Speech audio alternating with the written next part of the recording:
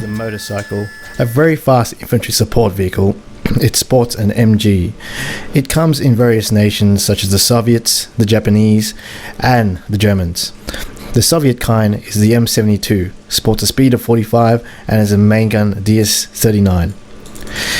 Basically, the bike is good to buy at the very start, where it can be used in a combination with an assault squad, because the bike is 60 MP and the assault squad is just under 120 MP for all nations. You can get both of them at the very start instantly. With the bike usage, you basically want to bring it before the cover, like beyond the flag. Let's say in the center flag of Westland, for example, where there's this kind of overpowered cover area here for the enemy and you don't have any. You want to get past that as quickly as possible, so double click and camp around here. Most players actually stay here and pretty much camp here, but this is not good because the bike is only good at killing infantry that is not behind cover. Once the infantry get here, this thing will be outshot and pretty much decrewed, and it can't do much damage for these guys. So you want to go here and wait here and ambush the infantry, possibly around here. Just make sure you don't go too close or you may get decrewed. So stay back and make sure your assault squad follows up and quickly gets in there. So pretty much do not buy the bike if the enemy is in cover.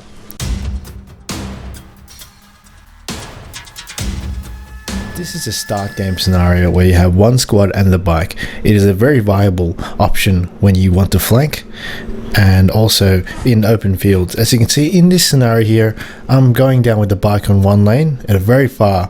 I can get all the way down here because of the speed of the bike. If you double click, left right click on the area you want to go, it goes faster. Same with all vehicles and infantry coming in from this side here. So in some maps you can kind of expect where the enemy can go, because that's the best defensive position. As I would guess here, the enemy spawned over there. They're going to come all the way here to this sandbag line or this trench line here to attack the flag here where we're going to meet. And this is where I can flank them because there's no trench facing me on the bike, so it's going to stay here, shoot down here, and my other guy shoot here. So this is where bikes can be used in good flanking because they get the speed and can get into the positions before the enemy can counter it.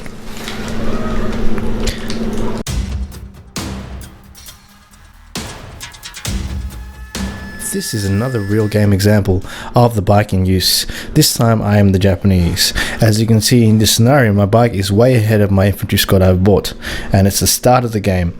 So having the bike at the start allows you to pretty much deny the enemy a flag or make it hard for them to take.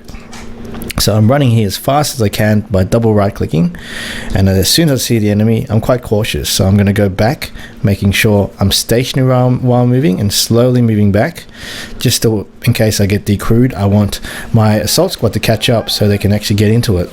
So as soon as it's decrewed, you want to quickly get back into it, make it fire non-stop because it does the damage. And I'm going to use my other assault squad here, just provide a bit of a meat shield while this MG does the damage.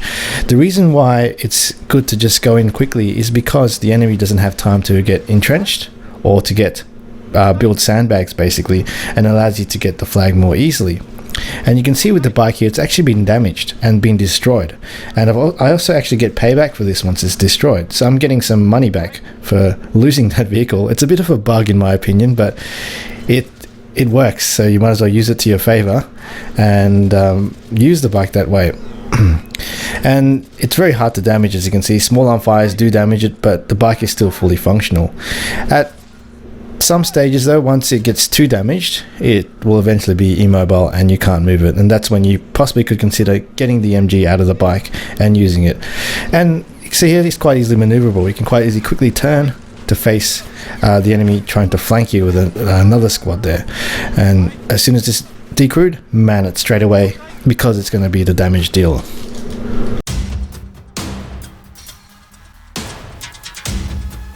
There are some scenarios where I won't buy the bike.